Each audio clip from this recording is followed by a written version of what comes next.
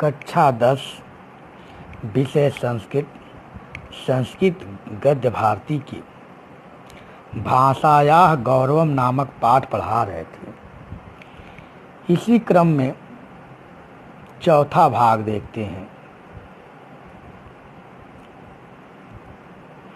संस्कृते अर्थान गुणाम च क्रोडीकृत शब्दानाम निष्पत्ति। संस्कृत में अर्थों और गुणों को क्रोडीकृत माने जोड़कर शब्दानाम माने शब्दों का निष्पत्ति माने उत्पत्ति होती है। संस्कृत में अर्थों और गुणों को जोड़कर शब्दों की उत्पत्ति होती है। यथा माने जैसे। पुत्रः कस्मात् पुत्रः, पुत्र किस लिए पुत्र, या पुत्र किस कारण से पुत्र। पुमः नरकात् त्रायते असौ पुत्र, पुम नामक नरक से रक्षा करता है इसलिए वह पुत्र है। प्रश्न यहाँ है कि पुत्र किस कारण से पुत्र है, तो पुम नामक नरक से मनुष्य की रक्षा करता है इसलिए वह पुत्र है। आत्मजः माने होता है पुत्र। आत्मजः कस्माद् आत्मजः, आत्मनः जायते असः आत्मजः। आत्मज किस कारण से आत्मज, यानी पुत्र किस कारण से पुत्र, तो आत्मनः जायते असो आत्मजः, अपनों से उत्पन्न होता है इसलिए वह आत्मज है। सूर्य कस्मात् सूर्य, सूर्य किस कारण से सूर्य। सुवति कर्मणि लोकम प्रेरयति अतः सूर्य। सुवति माने होता है सूर्य, लोकम माने संसार को, कर्मण माने कर्म के लिए, प्रेरयत माने प्रेरित करता है इसलिए सूर्य। सूर्य किस कारण से सूर्य, या सूर्य किस लिए सूर्य है। सूर्य संसार को कर्म करने के लिए प्रेरित करता है इसलिए वह सूर्य है। सूर्य यदा नभमंडलम आरोहत प्रेरयत लोकम कस्मात् से। सूर्य जब आकाश मंडल पर चढ़ता है तो संसार को प्रेरित करता है। कस्मात् से किस कारण से सो रहे हो। उत्तिष्ठ उठो, वात हवा बह रही है। श्वास प्रदायकम प्राणवायु गृहाण, लाभदायक स्वास्थ्य वर्धक वायु को ग्रहण करो।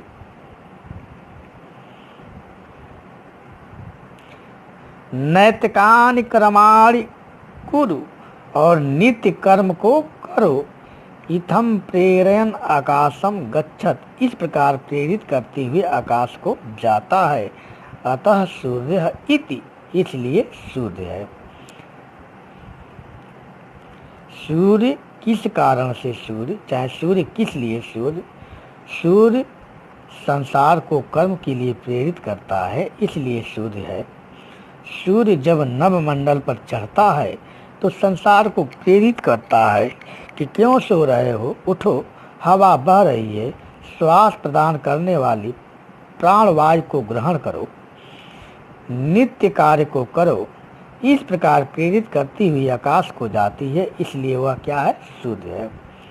खगः कस्मात्, खग किस कारण से, खग यानी पक्षी किस कारण से, तो खे गच्छत अस्मात् खगः, आकाश में जाती है इसलिए वह पक्षी है। किस कारण से पक्षी, पक्षी आकाश में जाती है इसलिए पक्षी। एवं अर्थ ज्ञानाय व्यवस्था अन्य भाषासु न अस्ति, इस प्रकार अर्थ ज्ञान के लिए व्यवस्था दूसरी भाषाओं में नहीं है। इस प्रकार अर्थ ज्ञान के लिए व्यवस्था दूसरी भाषाओं में नहीं है। अव्यय उत्पन्ना शब्दाः तेषां निरुक्ति निरुक्त अर्थ अनुसंधान की भवति इति निरुक्ताः। न उत्पन्न होने वाले शब्दों का उनकी व्याख्या और अर्थों की खोज होती है, इसलिए व्याख्या। नैरुक्त माने व्याख्या। नव उत्पन्न होने वाले शब्दों का और उनकी व्याख्या अर्थों की खोज होती है, अर्थों की खोज होती है, इसलिए वह निरुक्त है। सर्वनाम च धातुज माह इति संकटायन।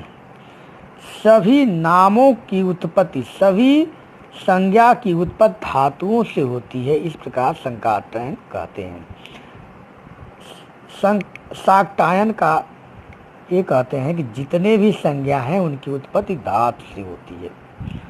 उड़ाद सूत्रेषु ऐसा एव प्रक्रिया वर्तते। ऐसा एव में वृद्ध संधि है। उड़ाद सूत्रों में भी ऐसी ही प्रक्रिया है। यम वाणी गुणतः अनिर्यसी अर्थतः गृहसी एकस्य श्लोकस्य षडर्थाः प्रदर्शिता नैषधे। यह वाणी गुण से बड़ी, अर्थ से श्रेष्ठ, एक श्लोक के 6 अर्थ नैषधे में प्रदर्शित हैं। कह रहा है कि यह वाणी गुण से क्या है? श्रेष्ठ है। अर्थ से क्या है? महान है।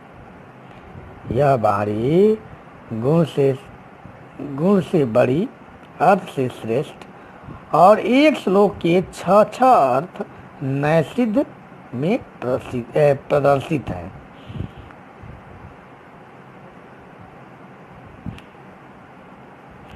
वाङ्मय दृष्टया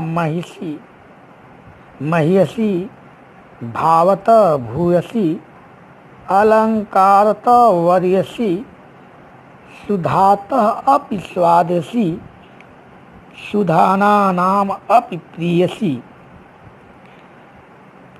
वाङ्मय दृष्टया, साहित्य के दृष्टि से महान, भावतः भूयसी, भाव से बढ़कर, अलंकारतः वर्यसी, अलंकार से श्रेष्ठ, सुधातः अपस्वादसी, अमृत से भी स्वादिष्ट,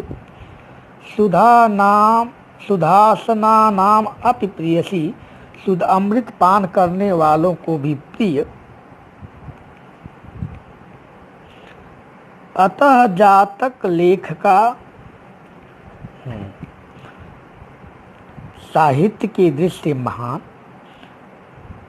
भाव से बढ़कर, अलंकार से श्रेष्ठ, अमृत से भी स्वादिष्ट और सुधा पान करने वाले को प्रिय है। यत एव जातक लेखका बौधा सर्व आत्मना पालिम प्रयुक्तुम कित प्रतिज्ञा अपि संस्कृते अपि स्वयान ग्रंथान व्यरिरचन। इसलिए जातक लेखक बौद्ध हर प्रकार से पाली प्रयोग करने के लिए कृत प्रतिज्ञ होने पर भी संस्कृत में अपने ग्रंथों को रचे। इस प्रकार जातक लेखक बौद्ध हर प्रकार से पाली प्रयुक्त करने के लिए कृत प्रतिज्ञ होने पर भी संस्कृत में अपने ग्रंथों को रचे। एवं जैनाः कवयः दार्शनिका अपि संस्कृत भाषा स्वीकृतवन्तः। इस प्रकार जैन कवि दार्शनिक भी संस्कृत भाषा को स्वीकार करते हैं। यद्यपि यहाँ संधि है, ते विचारेषु विपक्षधरा एव आसन। अद्यप वे विचारों में विपक्षधर थे, अद्यपि वह विचारों में पक्षधर नहीं थे। प्यारे बच्चों, इस पैराग्राफ का आप अर्थ अपनी उत्तर पुस्तिका में लिखेंगे। धन्यवाद।